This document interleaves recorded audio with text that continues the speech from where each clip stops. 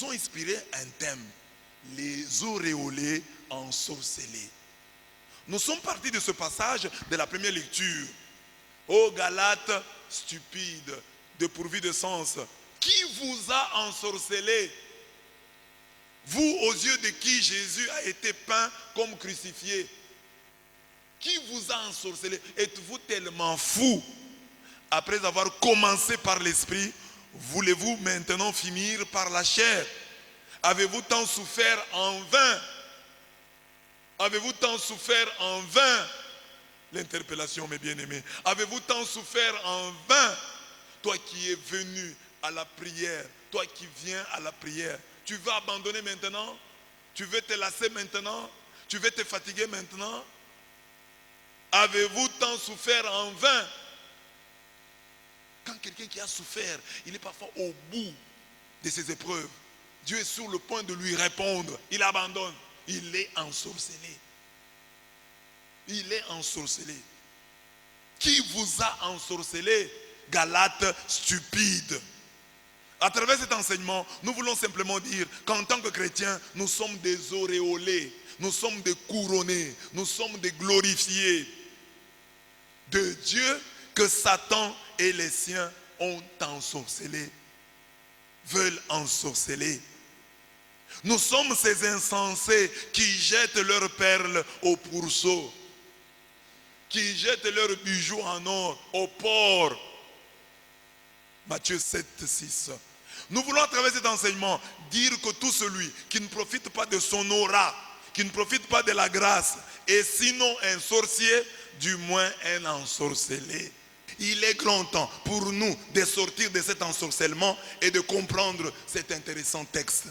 Ne savez-vous pas que l'amour du monde est inimitié contre Dieu? Celui donc qui veut être ami du monde se rend ennemi de Dieu.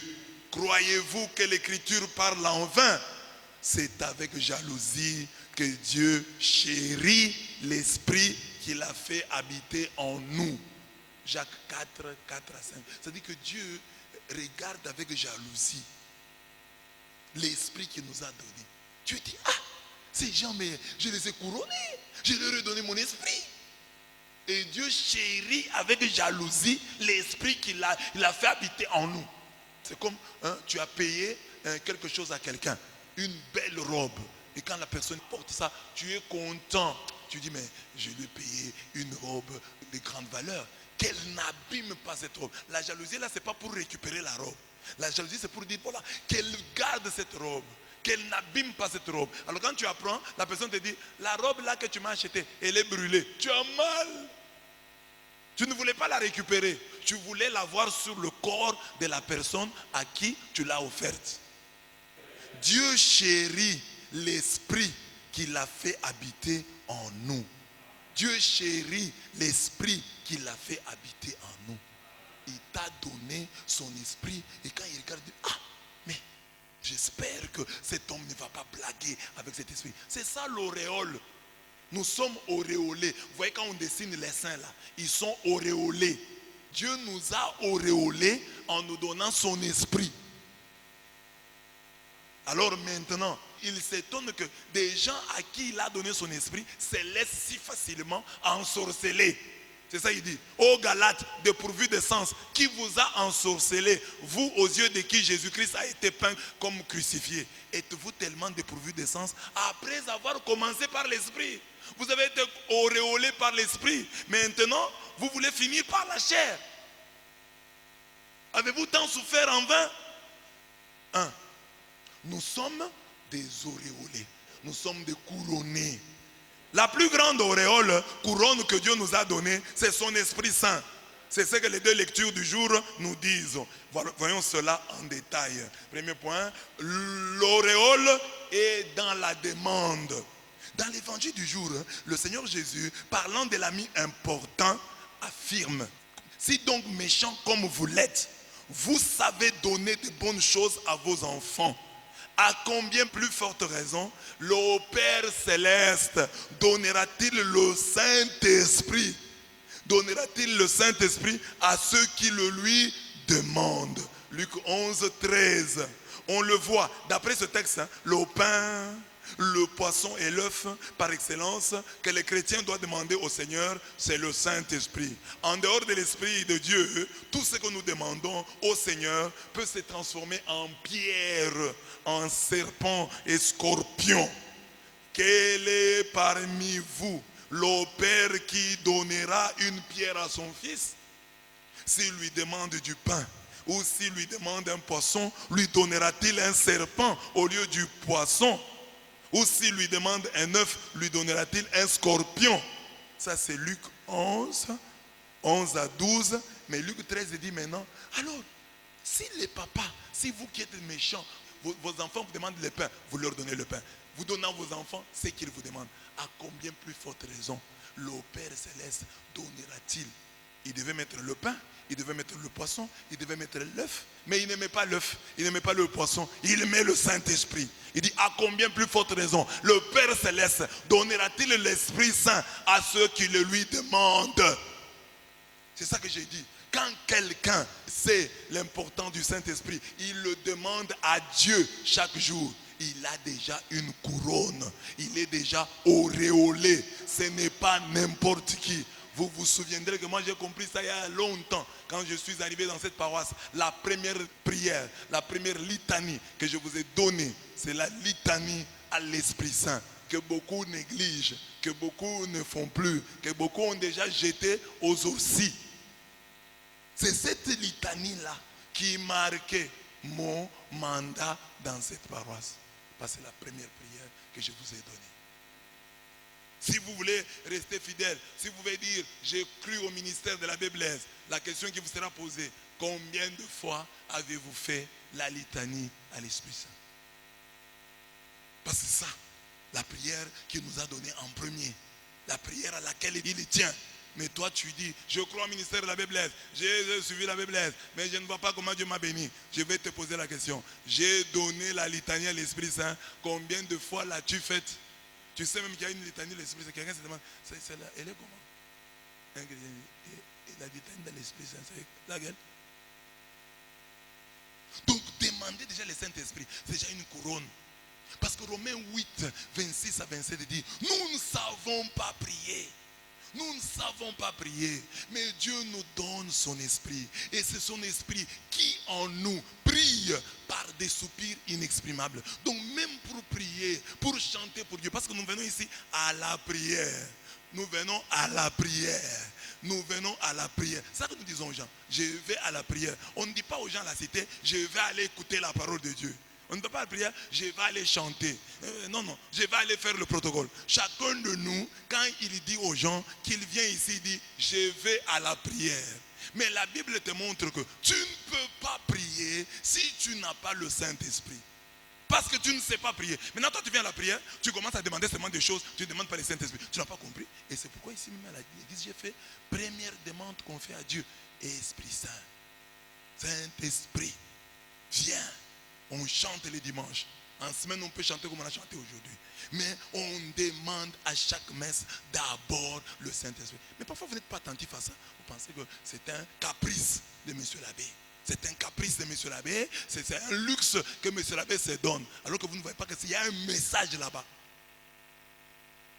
Tu dois être un dévot du Saint-Esprit. Tu dois rechercher la plénitude. J'ai prêché beaucoup contre le pneumatomaque. C'est un enseignement. Pour vous dire, cherchez le Saint-Esprit. Ne soyez pas des pneumatomaques. Ne soyez pas des adversaires du Saint-Esprit. Cherchez votre plénitude dans le Saint-Esprit. Vous venez à la prière. Comment prierez-vous? Comme Dieu le veut, si vous n'avez pas le Saint-Esprit. Romains 8, 26, 27 dit, c'est lui le Saint-Esprit qui prie en nous, qui pousse des soupirs. Il connaît le langage de Dieu, il connaît l'esprit de Dieu, il sait ce que Dieu aime. C'est lui qui va te donner les mots de ta prière, c'est lui qui va te prêter les mots de ta prière. Mais toi tu le négliges, tu vas prier seul. Il y a un avocat, tu l'abandonnes. Il connaît le droit, il a fait le droit, il connaît les us et coutumes des tribunaux, il connaît les lois, il connaît par où entrer, il connaît le rôle du greffier. Toi tu arrives là, moi-même, je vais plaider ma propre cause. Sois courageux. tu connais la Constitution, tu connais le code de la famille. Lui a étudié, il connaît les cas, l'avocat. On dit que c'est le Saint-Esprit qui est l'avocat. Tu es accusé au tribunal de Dieu et tu veux aller plaider toi-même ta cause parce que tu parles français. Même si tu connais des choses, tu as fait un peu de droit, tu n'as pas le titre d'avocat. Tu n'as pas tu as fait les stages. D'abord les Bilonda ici qui ont fini. Bilonda est là. Bilonda qui a fini là, qui a commencé. Et ils doivent le faire avec beaucoup de réserve par rapport à Maître Pascal. Hein? Par rapport à Maître Pascal. Par rapport il y a des maîtres qui n'exercent même pas ici chez nous. Donc le Saint-Esprit, c'est lui le spécialiste, l'avocat. Tu veux prier, tu dis que tu vas à la prière, tu dis que tu fais des prières, mais il faut le Saint-Esprit. Alors j'ai dit déjà, dans la demande, il y a une auréole. Quand quelqu'un demande, il a déjà une auréole. Nous pouvons, à la lumière de ce texte, comprendre la grande demande d'Élisée à son père spirituel. Le jour de son enlèvement, il suivit l'homme de Dieu de Gilgal au Jourdain, en passant par Bethel et Jéricho. Il fit donc 17 kilomètres à pied pour adresser à son père dans la foi cette requête. Qu'il y ait sur moi, je te prie, une double portion de ton esprit. Donc, il comprend que son maître est en train de partir. Il dit, mon maître part. Qu'est-ce que le maître peut me laisser? Pas l'argent, pas les habits. La double part de son onction, la double part de son esprit. Voilà ce que je demande. Il a demandé, il a marché 17 kilomètres à pied de Gilgal au Jourdain, en passant par Bethel et Jéricho, suivant l'homme de Dieu. Je veux la double portion de ton esprit.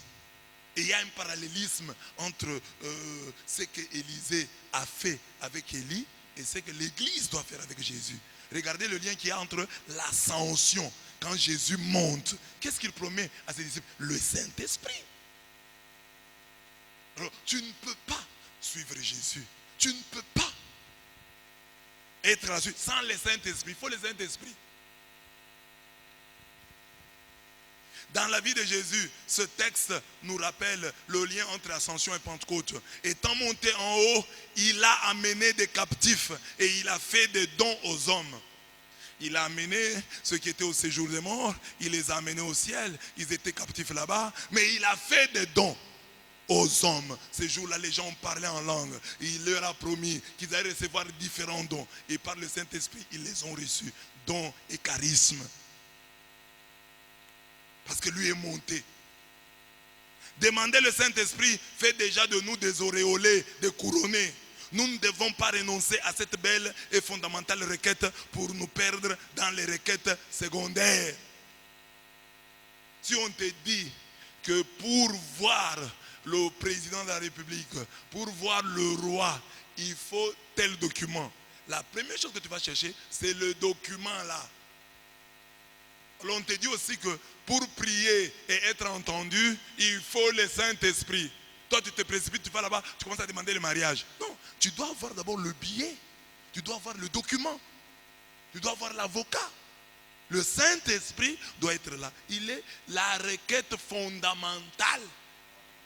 La requête fondamentale, c'est le Saint-Esprit. Oh, je ne suis pas exaucé. Et est-ce que tu as fait du Saint-Esprit ta requête fondamentale? Parce qu'il y a des gens qui appellent le Saint-Esprit de manière protocolaire avant chacune de leurs prières.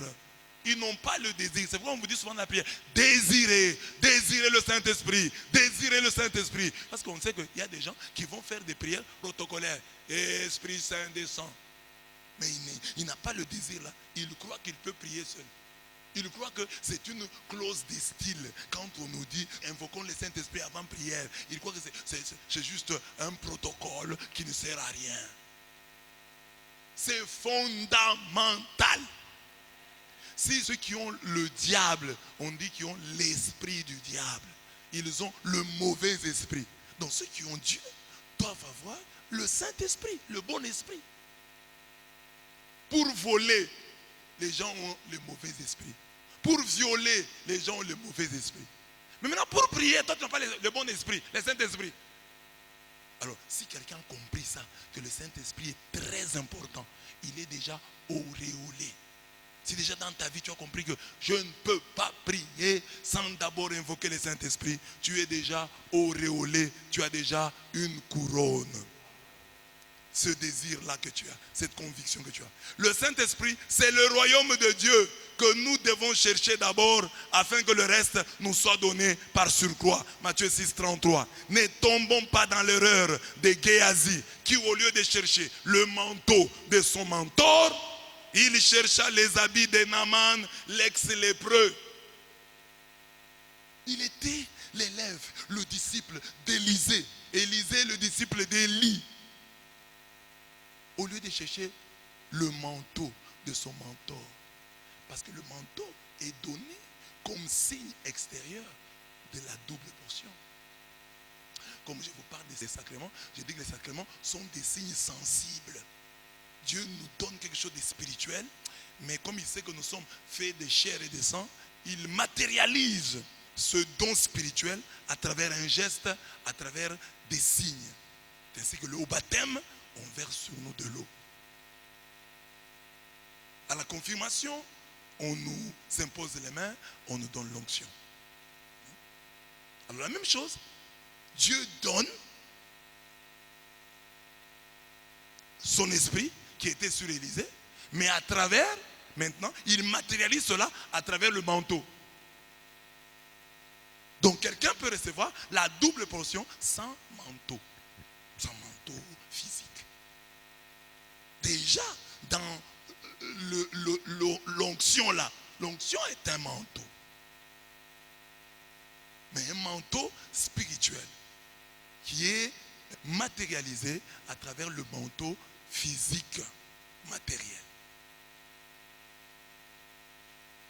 Alors Géasi devait recevoir le manteau de son mentor. Mais il ne reçoit pas le manteau de son mentor. Il va prendre les habits et l'argent de Géasi, l'ex-lépreux. On connaît la suite et la fin de son histoire. Élie va lui dire, mon esprit, Élisée va lui dire, mon esprit n'était pas absent lorsque cet homme a quitté son char pour venir à ta rencontre. Est-ce le temps de prendre de l'argent et de prendre des vêtements, puis des oliviers, des vignes, des brebis, des bœufs, des serviteurs? Est-ce que c'est le temps de prendre ces choses-là? Ça, c'est le temps de l'esprit. Toi, ne vas pas chercher l'argent. Ce n'est pas le temps de prendre l'argent, de prendre des vêtements. Moi, je suis en train de partir. J'avais une onction à te transmettre, un manteau à te donner. Mais toi, tu es là, dans les vêtements, dans l'argent, dans les oliviers, dans les vignes, dans les brebis, dans les bœufs, dans les serviteurs et les servantes. Je vais avoir beaucoup de travailleurs. Je vais avoir beaucoup d'argent. Je vais avoir beaucoup d'habits.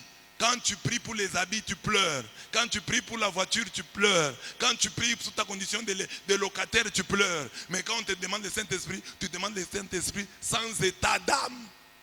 Émotion zéro. Envoie le Saint-Esprit ici et maintenant. Amen. Amen. Donc il dit, et c'est le temps. Mon esprit que tu devais recevoir était avec toi. Quand tu es parti voir Naaman le lépreux pour lui demander de l'argent. Mon esprit était avec toi. Ça, ce n'est pas le temps de l'argent, c'est le temps de l'esprit. Ce temps ici, tu devais demander l'esprit. Toi, tu cherches l'argent. Tu mets la charrue devant les bœufs. Tu mets la charrue devant le bœuf. Tu mets la charrue devant le bœuf. Demande d'abord le Saint-Esprit. Et tout le reste te sera donné par surcroît. Amen. Est-ce que je parle à quelqu'un? Donc la prière, la base de toute prière, sois convaincu. Quand tu demandes le Saint-Esprit, pleure. Quand tu vas dans la prière, tu demandes pour ton mariage, là tu pleures. Seigneur, je me demande même si je veux me marier. Là tu pleures. Mais quand Saint-Esprit, rien, sans sentiment. Mon esprit n'était pas absent lorsque cet homme a quitté son char pour venir à ta rencontre. Est-ce le temps de prendre de l'argent et de prendre des vêtements? Ce n'est pas le temps. Commence par le commencement. Ça, c'est le temps de l'esprit. Ce temps ici, il faut chercher l'esprit. Il ne faut pas aller chercher d'abord les habits. Il ne faut pas aller chercher l'argent, les vignes, les oliviers et les brebis et les bœufs. Non. les servantes, non, non, cherche d'abord l'esprit. Comme tu as confondu les choses et que tu t'es précipité sans avoir la base, tu es parti demander, prendre les habits et l'argent. Qu'est-ce qui va t'arriver? La lèpre de Naaman s'attachera à toi et à ta postérité pour toujours. Et Géasi sortit de la présence d'Élisée avec une lèpre comme la neige. 2 Rois 5, 26 à 27. C'est ainsi que tu viens à l'église, tu sors avec des lèpres. Tu sors ici, tu es comme un homme en quarantaine. Les gens te fuient. Tu as la maladie de la peau. Les gens ne veulent pas rester en ta présence. Les gens ne veulent pas vivre avec toi. Pourquoi? Tu es venu à la prière. Tu n'as pas compris la base. Tu t'es précipité pour demander l'argent, pour demander les vêtements, pour demander autre chose. Tu as oublié que c'est le temps de l'esprit. Il faut demander l'esprit. Tu as brûlé les étapes. Tu es parti aux choses. Et tu sors d'ici avec la lèpre. Moi, quand j'ai pris beaucoup là, c'est alors que mes histoires se compliquent. Hein? L'esprit qui était sur Géasi. Il est allé chercher les habits, les brebis, les oliviers, l'argent, avant, alors que c'était le temps de l'esprit. Il fallait demander l'esprit. Sur ce point-là, le Seigneur nous dit d'abord la demande. C'est seulement le fait que dans ta vie, tu comprends que le Saint-Esprit est très important. C'est déjà une couronne. 1, 2, l'auréole est dans l'exaucement. Ça, c'est la première lecture. C'est que l'évangile nous présente comme une demande. La première lecture nous le présente comme accomplissement. Comment ça? Si dans l'évangile, le Saint-Esprit est la plus fondamentale des requêtes, dans la première lecture, il est un acquis que les Galates, envoûtés, ensorcelés, sont en train de perdre. Êtes-vous tellement dépourvus de sens? Après avoir commencé par l'esprit, voulez-vous maintenant finir par la chair? Vous avez bien commencé, vous aviez la base, mais maintenant, vous commencez à vous perdre. Donc les Galates, pour eux, le Saint-Esprit, l'auréole qu'est le Saint-Esprit, était déjà une prière exaucée. Alors que dans l'évangile, Jésus nous demande, nous exhorte à demander le Saint-Esprit. Ici, c'est un acquis. Ils ont reçu le Saint-Esprit. Ils ont commencé avec le Saint-Esprit. Maintenant, eux, ils veulent abandonner le Saint-Esprit pour suivre la chair. Les Galates sont des auréolés qui ont commencé par l'esprit, c'est-à-dire la foi en Jésus-Christ, et qu'on veut ensorceler à travers la chair en leur enseignant la loi de Moïse. Je vous ai déjà présenté la problématique générale de l'épître aux Galates. Qu'est-ce qui se passe?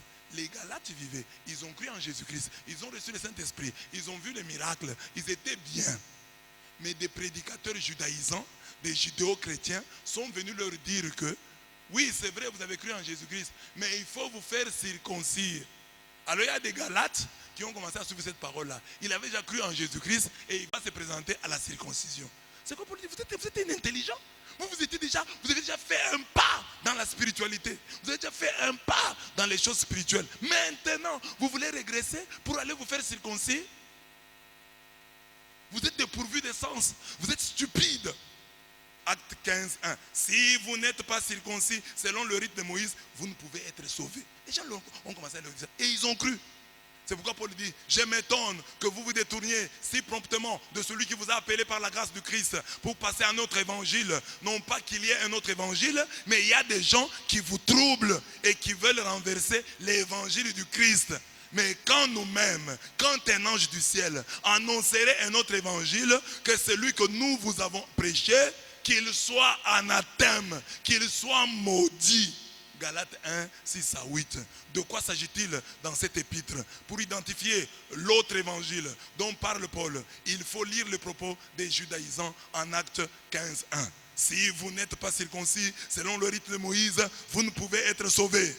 Pour répondre à ces messages, Paul dira aux Galates, si vous vous faites circoncire, Christ ne vous servira de rien. Et je proteste encore une fois à tout homme qui se fait circoncire, qu'il est tenu de pratiquer la loi tout entière. Comme toi tu es déjà chrétien, mais tu te fais circoncire, suis toute la loi de Moïse. Ne mange pas les milongues. Ne mange pas le porc. Comme toi tu veux suivre toute la loi de Moïse. Ne mange pas le porc. Mais tu commences dans la loi de Moïse à choisir des choses qui te plaisent. Comme on t'a prêché sur la circoncision, tu vas te faire circoncire. Paul dit, si tu te fais circoncire, suis toute la loi. vous êtes séparés du Christ, vous tous qui cherchez la justification dans la loi. Vous êtes déchus de la grâce. Car en Jésus-Christ, ni la circoncision, ni l'incirconcision n'a de valeur, mais la foi qui est agissante par la charité. En Jésus-Christ, ce qui est important, c'est la foi agissante par la charité. C'est la foi qui se voit à travers l'amour. Galates 5, 2 à 6. Pour mettre un terme au snobisme de ces païens devenus chrétiens, Paul dira: et maintenant, est-ce la faveur des hommes que je désire ou celle de Dieu? Est-ce que je cherche à plaire aux hommes? Si je plaisais encore aux hommes, je ne serais pas serviteur du Christ. Pourquoi les chrétiens voulaient se faire circoncire? C'était pour un peu plaire aux Juifs. Alors Paul dit, mais si vous cherchez ça, vous n'êtes plus des serviteurs du Christ. Comme chrétiens, sans être déphasés, nous ne devons jamais être des esclaves de la mode. Oh, tout le monde se fait circoncire, faisons-nous aussi circoncire. Ne sois pas esclave de la mode. C'est nous qui devons créer de nouvelles habitudes et de nouvelles attitudes conformes à l'évangile. C'est dans ce sens que nous pouvons interpréter ces paroles, les paroles de Dieu à Jérémie. Si tu reviens et que je te fais revenir, tu te tiendras devant moi. Si de ce qui est vil, tu tires ce qui est noble, tu seras comme ma bouche. Eux reviendront vers toi, mais toi, tu n'as pas à revenir vers eux. Jérémie 15, 19. Nous ne devons pas nous habiller, nous marier, nous comporter selon le monde ou selon la mode. Saint Paul est très clair à ce sujet. Ne vous conformez pas au monde présent, mais que le renouvellement de votre jugement vous transforme et vous fasse discerner quelle est la volonté de Dieu, ce qui est bon, ce qui lui plaît, ce qui est parfait. C'est comme aujourd'hui, les filles qui t'habillent, elles veulent montrer leur soutien. Mes chères sœurs, le soutien dont nous avons besoin, c'est le soutien à notre chantier. C'est le soutien au ministère de la parole. Mais le soutien là, ton soutien là, cache-le. C'est un sous-vêtement. Cache ton soutien. Là, c'est la mode. Et les gens s'habillent comme ça aujourd'hui. Snobisme. C'est ça les chrétiens de cette époque-là. Oh, les gens se font circoncire. Vous n'êtes pas circoncis, c'est votre problème. Hein? Nous avons déjà cru en Jésus-Christ. Nous sommes déjà sauvés. Circoncire pourquoi? Non, il faut quand même passer ça. Tout le monde ici se fait circoncire. Et aussi, c'est circoncire. Non, non, non. Moi, je reste comme je suis là. Être ensorcelé, c'est rejeter l'esprit de Dieu pour prendre l'esprit du monde, pour prendre l'esprit à la mode. À ce sujet, le même Paul a ces beaux mots. Or, nous n'avons pas reçu l'esprit du monde, mais l'esprit qui vient de Dieu, afin que nous connaissions les choses que Dieu nous a données par sa grâce. Nous avons reçu pas l'esprit du monde, mais l'esprit qui vient de Dieu, afin que nous connaissions les choses que Dieu nous a données par sa grâce. 1 Corinthiens 2, 12. Les habits qu'on vend au marché, ce n'est pas pour tout le monde. Les chaussures qu'on vend au marché, ce n'est pas pour tout le monde. L'ensorcellement des auréolés. Pour nous avoir promis et donné son esprit, le Seigneur a fait de nous des auréolés, des couronnés. À la Pentecôte, c'est cette couronne que l'Église a reçue. Alors leur apparurent des langues qu'on aurait dites de feu, qui se partageaient, et il s'en posa une sur chacun d'eux. Tous furent remplis d'Esprit Saint. Donc il y avait des langues de feu sur leur tête, et ils furent remplis d'Esprit Saint. Acte 2, 3 à 4. L'auréolé est donc ensorcelé lorsqu'il abandonne l'essentiel et qu'il s'accroche à l'accessoire. L'auréolé est ensorcelé lorsqu'il ne persévère pas dans sa prière, lorsqu'il oublie la plus fondamentale des demandes, lorsqu'il ne grandit pas dans la prière, lorsqu'il prie sans foi. Voyons cela de plus près. L'abandon de l'essentiel au profit de l'accessoire. Là, j'ai déjà expliqué le propos de l'épître aux Galates. Vous avez cru en Jésus-Christ. Des gens viennent vous prêcher. Oh, si vous ne vous faites pas circoncire, vous n'entrez pas au ciel. Et les chrétiens ont peur. Ils commencent à dire, oui, c'est vrai. La parole dit, Dieu a tant aimé le monde qu'il a donné son Fils unique, afin que quiconque croit en lui ne périsse point, mais qu'il ait la vie. Donc pour avoir la vie éternelle, il faut croire au Fils de Dieu. que Dieu nous a donné. Dieu a tant aimé le monde qu'il a donné son Fils afin que quiconque croit en lui ne périsse point mais qu'il ait la vie. Est-ce que tu crois au Christ? Est-ce que tu crois au Christ? Tu as la vie éternelle. Tu as la vie éternelle. Tu as la vie éternelle. Mais quelqu'un va venir te convaincre que tu ne crois pas au Christ. Et toi tu vas croire. Je crois au Christ. Je crois au Christ et j'ai la vie éternelle. Tel que nous sommes là, bien-aimés. Nous sommes ici pourquoi? C'est parce que nous croyons au Christ. Il y a des sacrifices que nous imposons dans la vie. C'est parce que nous croyons au Christ. Croire au Christ, c'est différent d'être faible, d'être pécheur. Pierre croyait au Christ. Il a dit, tu es le Christ, le Fils du Dieu vivant. Mais à un moment, il a renié. Ça peut nous arriver de renier. Mais cela n'annule pas le fait que nous croyons au Christ. Amen. Tu crois en lui. Quand Jésus lui demande, après la résurrection, Simon, fils de Jonas, m'aimes-tu? Il a répondu, je t'aime. Et Jésus l'a responsé. Il ne mentait pas. Pourtant Jésus allait dire, toi tu m'aimes, mais tu m'as renié. Non. Jésus a cru qu'il l'aimait, mais il a quand même renié. Croire en lui, c'est l'aimer. Tu m'aimes, mais tu m'as renié. Croire en Jésus ne fait pas de nous des hommes parfaits. Non. Nous devenons des hommes qui se battent continuellement. Parce qu'il y a des gens ici, comme ils pêchent, ils doutent du fait qu'ils croient en Jésus. Tu crois en Christ, c'est-à-dire la parole du Christ. Tu vis par rapport à ça. Même si tu ne la respectes pas. Tu perds la paix. N'est-ce pas? Quand tu as péché. N'est-ce pas? Il y a même des choses que les autres ne considèrent pas comme des péchés. Mais chez toi, c'est devenu des péchés. Vous avez déjà une conscience que vous avez en Jésus-Christ. Elle est déjà une conscience très travaillée au point que vous voyez que venir en retard, c'est un péché. S'absenter de la messe, c'est un péché. Ne pas nettoyer sa maison, c'est un péché. Non, c'est pas un péché. Mais toute cette conscience-là, vous l'avez eue où? Dans la foi que vous avez au Christ. Et Jésus dit que si vous avez ça, vous êtes déjà sauvé. Mais comment quelqu'un peut venir dire, si tu ne te fais pas circoncis, tu ne seras pas sauvé. Et tu crois, tu commences à trembler. Si tu ne crois pas au message de Branham, Jésus a dit, celui qui croit en moi, celui qui croit au Fils unique de Dieu, il ne périra pas, mais il sera sauvé. Est-ce que tu crois au Christ, oui ou non? Bon, tu crois en lui, mais comment tu te laisses facilement inquiéter comme ça? Oh, il faut croire au message de Branham. Si tu ne crois pas au message de tel et de tel autre, si tu ne viens pas dans notre église, et les catholiques est troublé. Donc tu ne sais pas en qui tu as mis ta foi. Moi, je ne peux pas avoir peur quand quelqu'un me dit, un humain me dit, toi tu iras en enfer. Moi, je connais la qualité de ma relation avec Dieu. Ce n'est pas que je suis un saint. Je sais quand même que les fondamentaux, je les ai. Le reste là, on arrange petit à petit avec Dieu.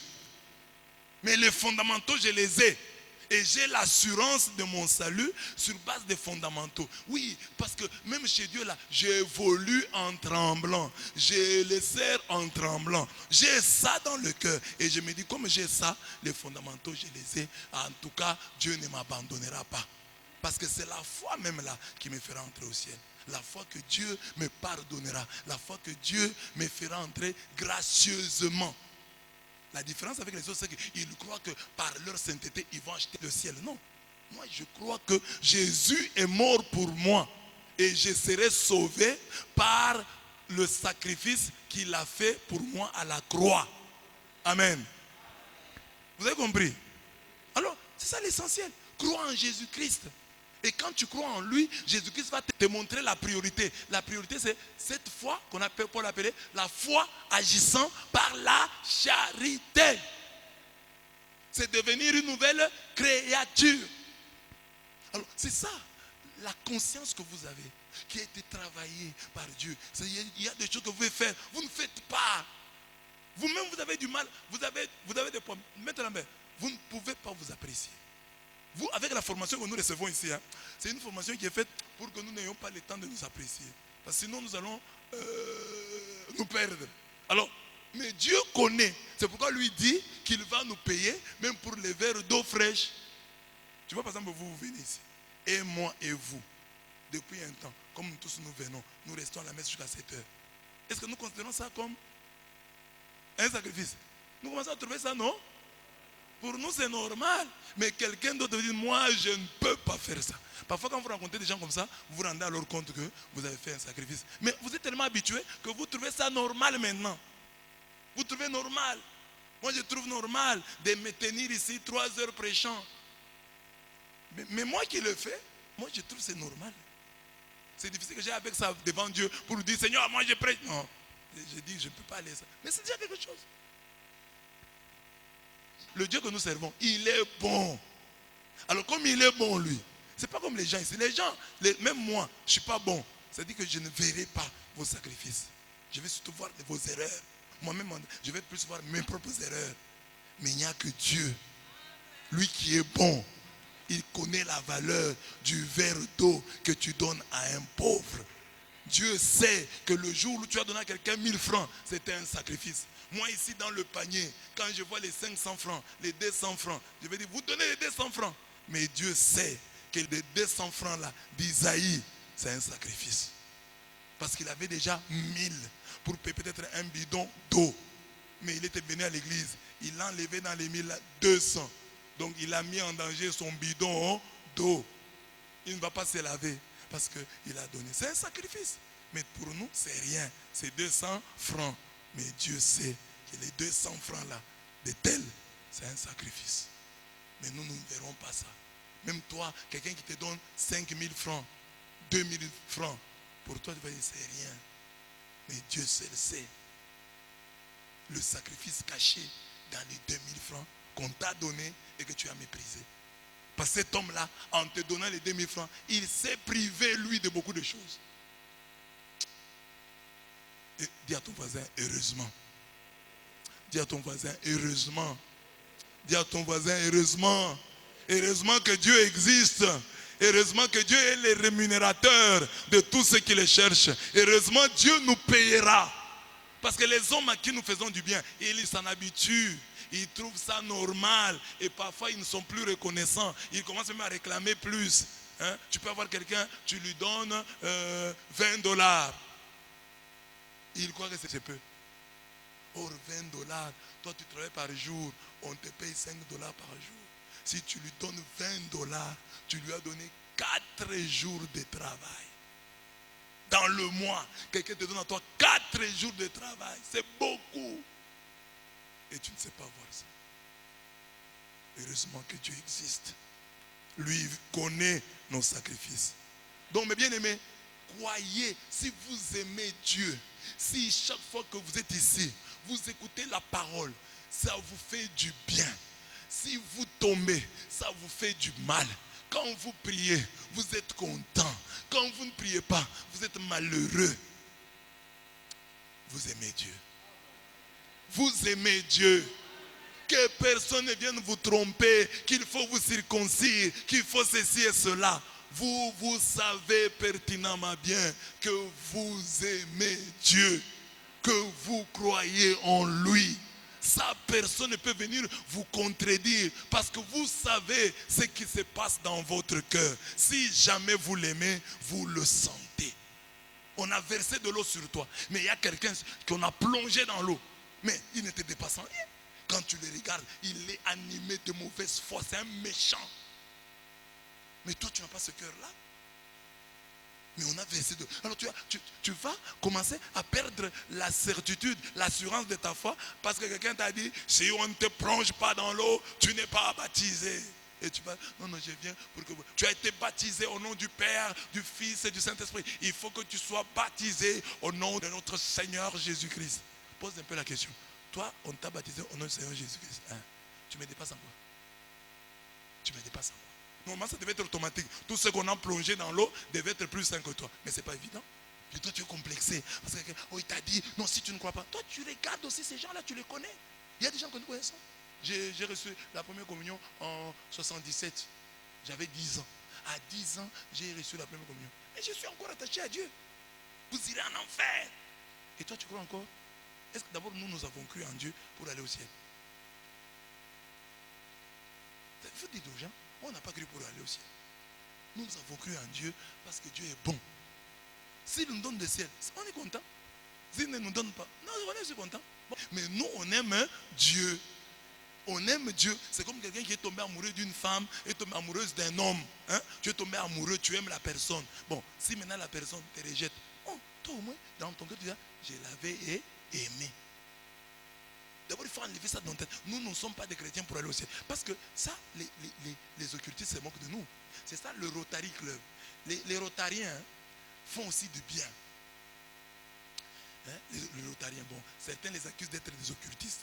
Bon, je ne confirme pas cela, parce que nous avons ici le docteur Mickey qui est aussi Rotarien. Donc, on les accuse comme ça.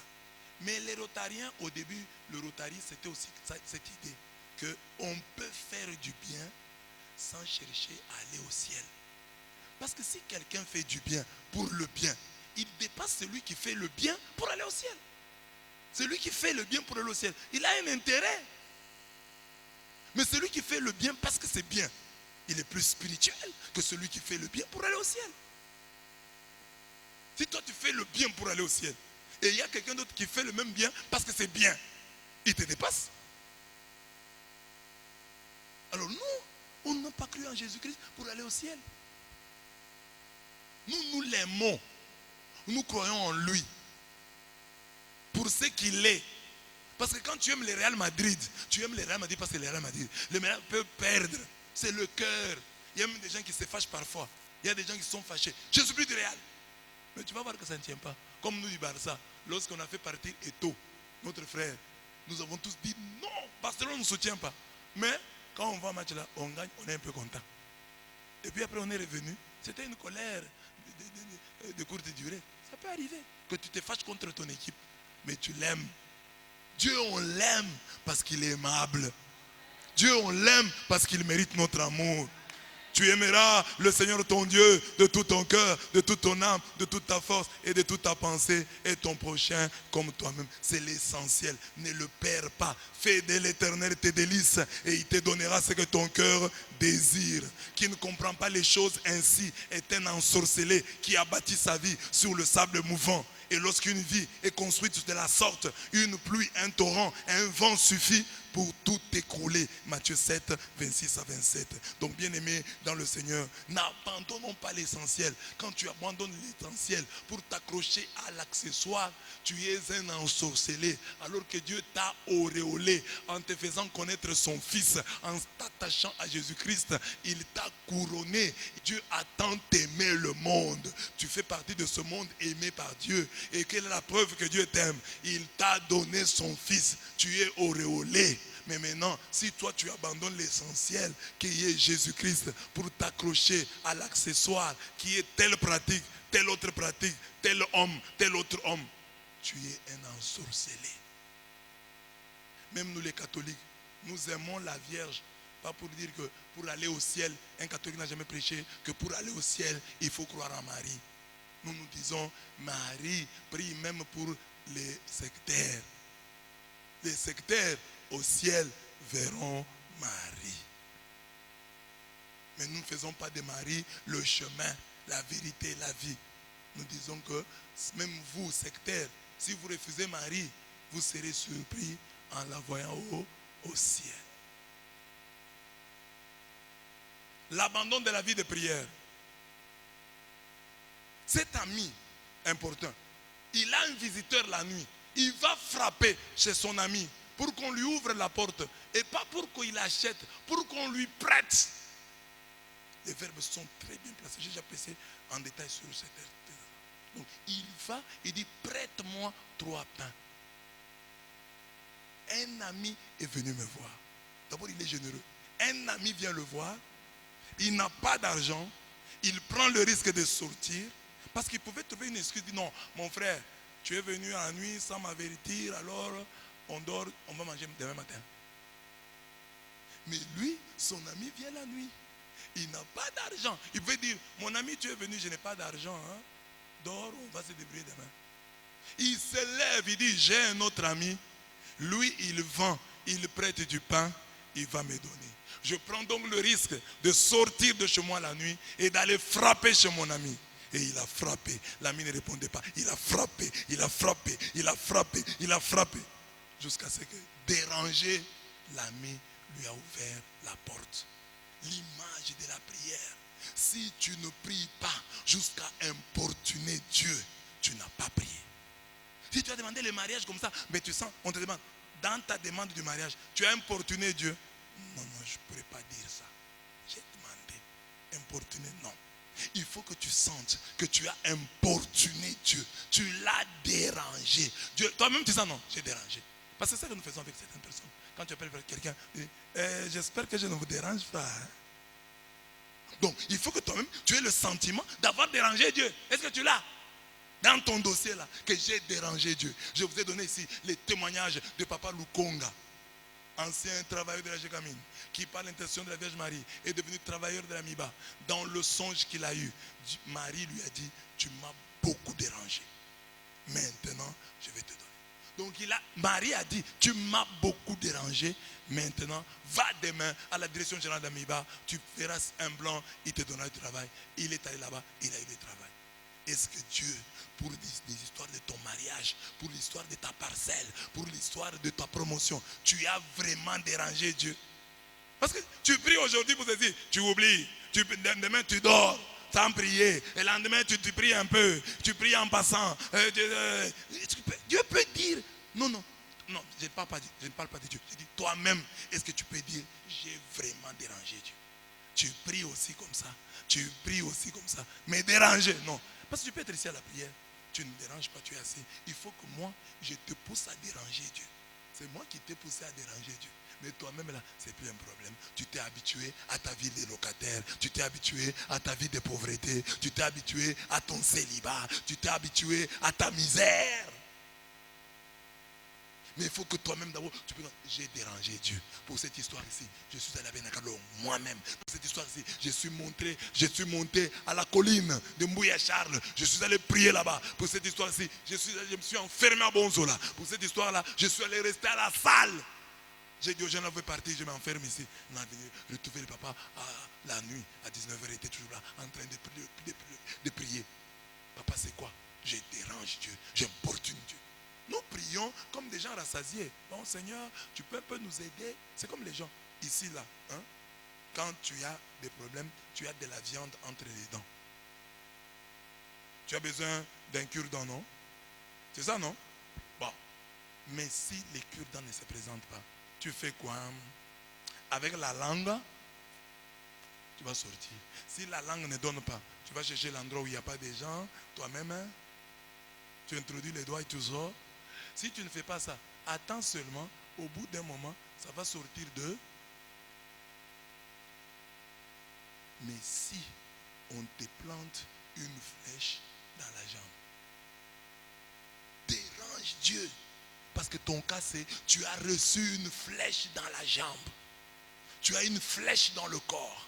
Il faut qu'on la sorte. Et tu pleures, tu te tords de douleur. C'est ça déranger Dieu. Mais quand tu considères ton problème comme de la viande entre les dents, tu vas prier comme tu pries là. L'abandon de la vie de prière. Prier sans importuner, c'est abandonner la prière. C'est ce qu'insinue l'évangile de ce jour. Et si de l'intérieur de sa maison, cet ami lui répond, ne m'importune pas, la porte est déjà fermée. Mes enfants et moi sommes au lit. Je ne puis me lever pour te donner des pains. Je vous l'ai dit, même s'il ne se levait pas pour les lui donner, parce que c'est son ami, il se lèverait à cause de son importunité et lui donnerait tout ce dont il a besoin. Que l'enseignement Jésus nous donne là sur la prière. Nous devons persévérer dans la prière de telle manière que même si le Seigneur ne veut pas nous exaucer par amitié, qu'il le fasse à cause de notre importunité, de notre dérangement. En plaçant l'importunité au cœur de la prière, Jésus nous enseigne que prier est un véritable combat contre Dieu, contre les hommes, contre le diable et contre nous-mêmes. Contre Dieu, parce que Dieu refuse de t'accorder la grâce. Il faut plus ou moins la lui arracher, comme la femme qui souffrait des écoulements de sang. Contre les hommes, quand tu vas commencer à prier beaucoup, ton mari, vous voyez nos prières là, nous n'avons pas dérangé Dieu. Parce que si tu déranges Dieu, même les hommes seront dérangés. Je vous dis la vérité, si chaque jour quelqu'un vient ici, te trouve en train de prier, les gens vont commencer à se poser des questions. Même ici déjà, vous et moi, nous savons que bon, on ne prie pas assez. Mais le monde entier ici croit que c'est nous qui prions. Et il y a des gens qui ne prient pas bien, qui ne dérangent pas Dieu à cause des autres. Parce qu'il y a quelqu'un à côté de lui, il dit, il va penser quoi? Il ne prie pas. Donc la prière, c'est aussi un combat contre les hommes, contre ton mari. Commence à prier beaucoup. Tu auras même des problèmes avec ton mari. Parce que la prière dérange. Il y a des maris qui sont dérangés par les chants de leurs femmes. C'est seulement la femme qui chante là. Bon, c'est vrai, il y a des femmes qui ont des chansons à problème. Donc la prière, c'est une victoire contre les hommes, contre le diable, parce que le diable ne veut pas que tu pries. Je vous ai déjà posé la question. Dis seulement qu'aujourd'hui, je ne jeûne pas. Il n'y aura pas de bonne nourriture. Prends la décision qu'aujourd'hui, je jeûne. Les invitations que tu recevras. Tu vas passer chez un ami comme ça, tu trouves là, on a tué un dindon. Que tu n'as pas mangé depuis longtemps. Et que tu aimes. On a tué un lapin. Et façon on présente ça. Ah, tu dis, Seigneur, je ne jeûne pas aujourd'hui, mais demain je vais doubler. Normalement je jeûne une fois par semaine, mais comme je viens de manger ce lapin, je vais faire 3 jours. C'est-à-dire le diable n'aime pas le jeûne. Regarde, si tu veux prier, tu peux passer 1 heure avec ton téléphone, tu ne vois pas le temps passer. Tu te laisses beaucoup de... il est déjà 23 heures. Donc j'ai commencé à 22 heures, 21 heures, je suis déjà 20. Mais la prière, le diable te convainc que c'est une éternité. Même une prière de 5 minutes, il te convainc que c'est... Mais quand tu as le téléphone, tu ne vois pas le temps passer. Et la prière, c'est une victoire sur toi-même. Parce que ton corps, ton esprit n'aime pas la prière. Non, tu fais ça.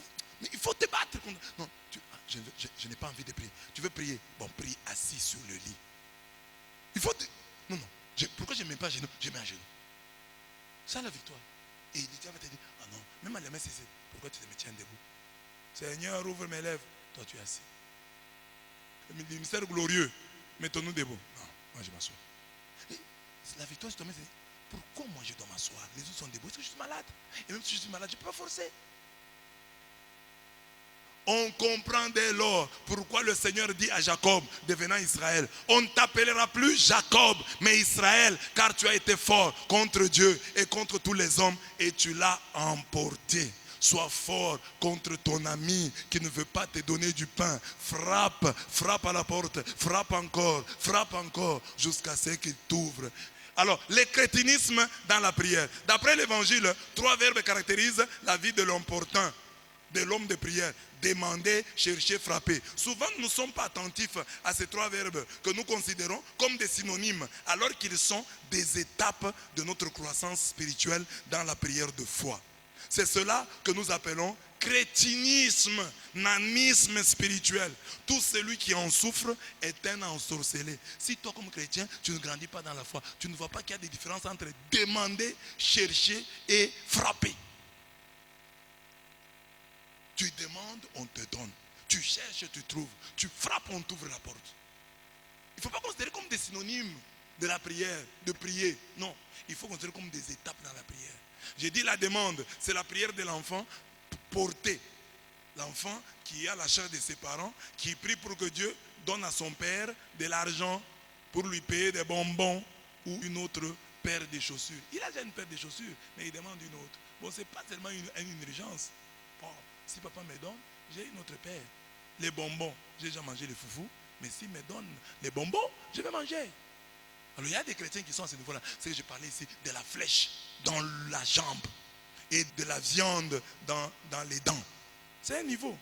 La demande, c'est la prière de l'homme rassasié qui a juste besoin de cure-dents.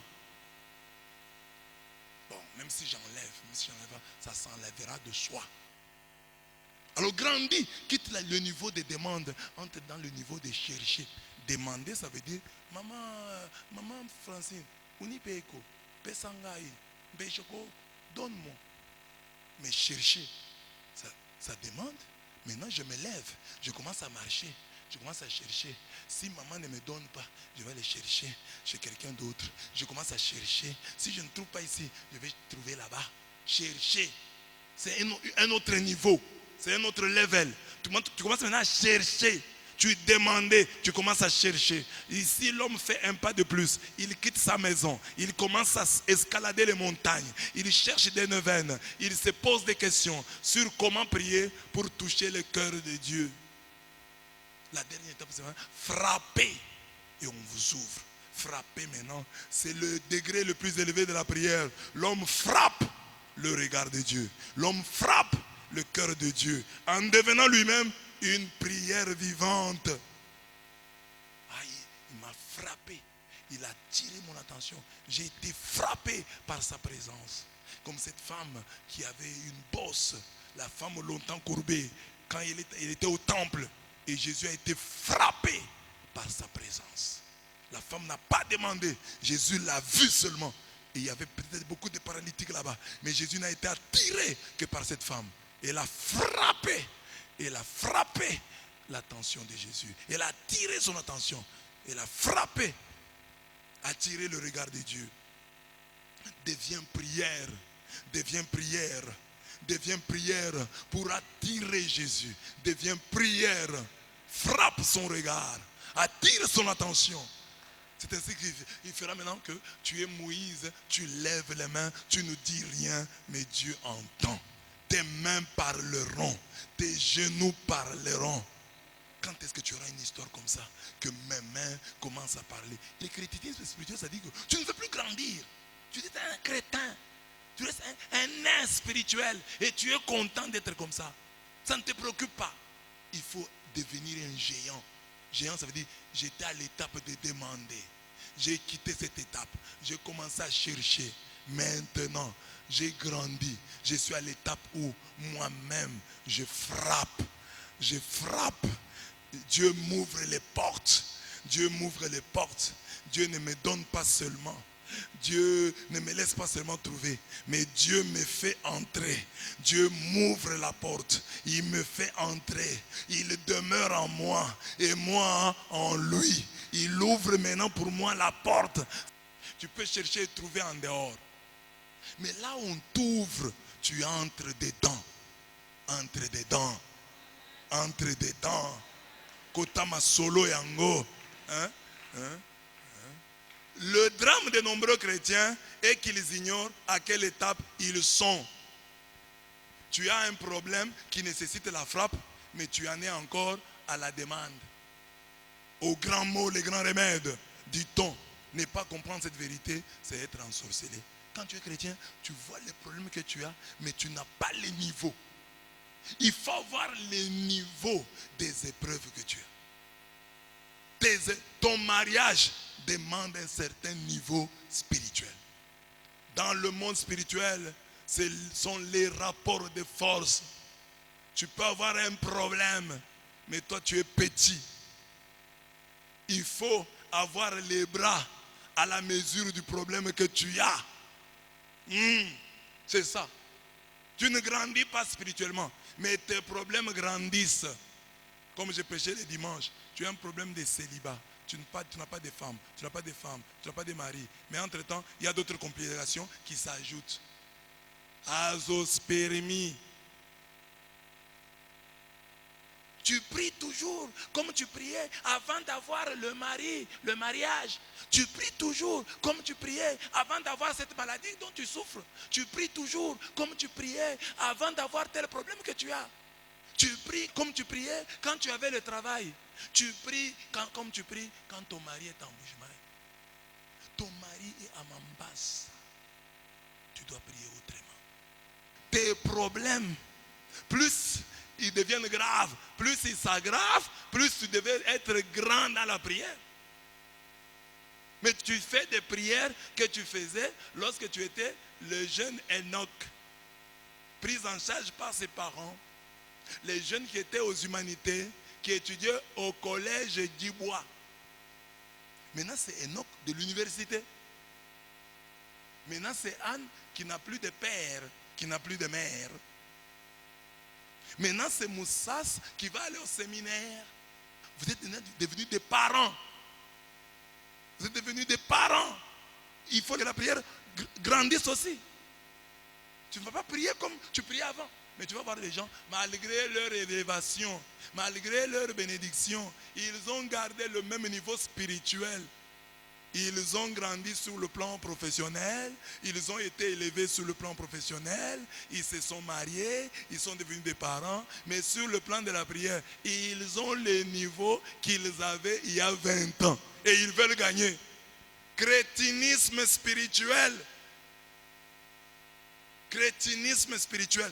Plus tu montes, plus la guerre devient rude, devient grave, devient cruelle, et plus tu dois aussi augmenter. Maintenant, tu as des enfants qui sont en âge de se marier, comme les parents qui sont ici. Hein? Papa Tridon a peu de guerre, il a des garçons, c'est différent. Parce qu'avoir dans la vie des filles, c'est une guerre différente. Regardez l'histoire d'Alexandra. Hein? Elle avait rendez-vous avec qui? Ta fille aussi un jour, ça peut être comme ça. Un homme lui donnera rendez-vous. Quelque part, ta fille ira. Et quelque chose se passera comme ça. Et vous avez des filles. Parfois, tu as une fille qui a une tête brûlée. Tu vois, celle-ci, c'est une tête brûlée.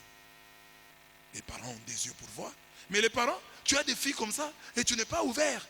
Tu n'es pas ouvert après. Tu ne grandis pas dans la prière. Les parents qui ont envoyé leurs enfants en Europe, qui ont envoyé les enfants à l'étranger, qui ont envoyé les enfants à Lubumbashi, qui ont envoyé les enfants à Kinshasa, vous devez prier un peu plus, parce que c'est le cas d'Alexandra.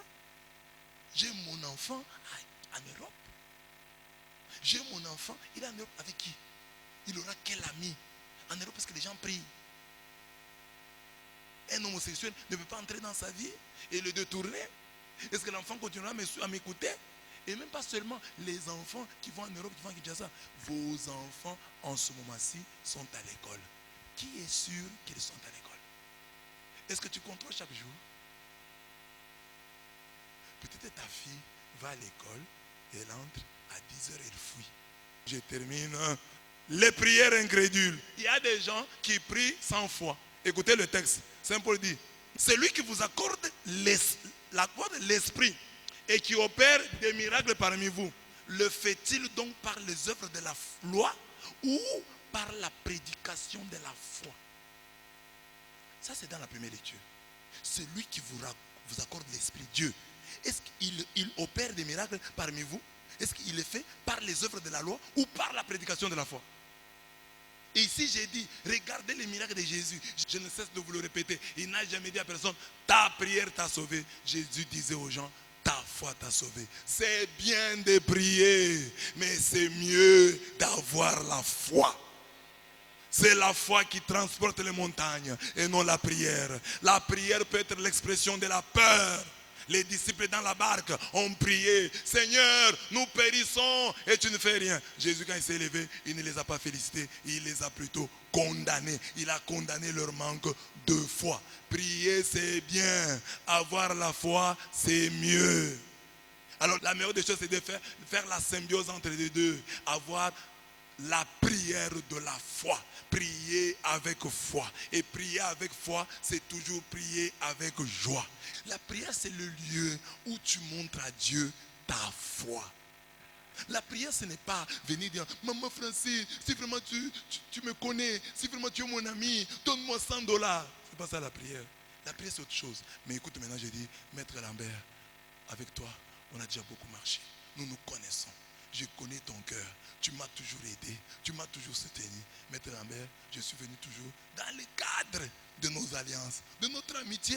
Je suis revenu pour te demander encore, toi qui m'as déjà donné, regarde cette chemise, c'est toi. Ces pantalons, c'est toi. Alors, tu m'as déjà donné les pantalons, tu m'as déjà donné la chemise. Est-ce que tu vas refuser de me donner les chaussettes? Non, ce que je te demande là, ces chaussettes, donne-moi. Je suis sûr que tu m'as donné. D'ailleurs, je prends. C'est ça la prière. Mais beaucoup de gens se plaignent auprès de Dieu et ils croient qu'ils prient. C'est ce que je vous ai déjà prêché. Bénédiction avec félicitation. Il faut que Dieu qui te bénisse en te félicitant. Comme il a dit à Jacob, toi, je change ton nom. Tu n'es plus Jacob, tu deviens Israël. Que Dieu te bénisse avec félicitation. Et pour te féliciter, il faut que tu sois un homme, une femme de foi. Alors si tu n'as pas compris que la foi dépasse la prière, tu es un ensorcelé. Parce que tout l'évangile de Jésus, Jésus n'a jamais dit à personne, ta prière t'a sauvé, ton jeûne t'a sauvé, mais il dit, ta foi. Il y a des gens qui ne jeûnent pas, qui ne prient pas beaucoup, mais qui ont la foi. Dieu les exauce. Moïse avait seulement levé les mains. Dieu l'a-t-il exaucé, oui ou non? Élie, devant les prophètes de Baal, s'il y a des gens qui ont prié sérieusement, sont les prophètes de Baal. Ils se sont même blessés. Mais Baal ne leur a pas répondu. Mais Élie, comme il avait la foi, il a prié un peu. Et le feu est descendu. Parce que sa petite prière était faite de foi. Ayez la foi. Je vous ai déjà prêché ici. Exercez-vous à la foi. Exercez la foi. La foi, c'est quoi? J'essaie aujourd'hui. Seigneur, aujourd'hui, au nom de ma foi, tu vas me bénir. Quelqu'un va m'appeler, j'aurai l'argent. Ça peut rater. Essaye encore. Essaye encore. Essaye encore. Essaye encore. Jusqu'au moment où tu vas commencer à réussir. Parce que c'est ça que nous faisons avec des exercices physiques. Ce qu'on appelle communément ici les pompages. Aujourd'hui, je vais proclamer ceci. Ça n'a pas réussi. J'essaie encore. Ça n'a pas réussi. Alors, aujourd'hui, tu vois, j'ai fait au 30e essai. Ça a réussi. J'ai fait 32e, ça a réussi. 31e, ça a réussi. 32e, ça a réussi. 33e. Donc, j'ai maintenant l'expérience en matière de foi. Maintenant, j'ai jamais essayé ça. Toi, d'ailleurs, tu es chrétien, tu es toujours pressé. Au point que parfois, tu te souhaites le malheur pour que le bonheur arrive. Et le diable a fait que lorsque tu te souhaites le malheur, le bonheur t'arrive. Et tu es resté dans ça jusqu'aujourd'hui et tu ne seras jamais un homme de foi. Le diable est habitué que lorsque tu dis une chose, c'est l'inverse qui t'arrive. Alors tu as pris aussi goût à ça. Tu commences à te lever et dire, aujourd'hui vraiment je n'aurai rien. Aujourd'hui vraiment je vais échouer. Cet interro vraiment je n'ai pas bien préparé, je vais échouer. Les léopards vraiment vont perdre. Mais ton intention c'est que les léopards gagnent. Ton intention c'est que tu réussisses. Les léopards, le Real Madrid sera battu. On va nous battre. Pour que le Real Madrid puisse battre. Barcelone vraiment va perdre. Pour que Barcelone gagne. Et tu vois que chaque fois que tu fais ça, ça réussit. Ce sont les exercices diaboliques pour ne pas te permettre à grandir dans la foi. Et maintenant tu vas rester dans ta vie, tu commences à dire une chose pour que le contraire t'arrive. Et tu ne grandiras pas dans la foi. Mais il faut grandir dans la foi et essayer de dire une chose et vouloir que la chose que tu as dite arrive. Tu échoues, tu reprends. Tu échoues, tu reprends. Tu échoues, tu reprends. Jusqu'à ce que tu seras exaucé. Et quand tu commences à être exaucé, c'est la série qui va s'ouvrir. Et cette série-là, nul ne pourra l'arrêter. Sinon toi-même. Amen. Est-ce que j'ai parlé à quelqu'un? Que Dieu vous bénisse.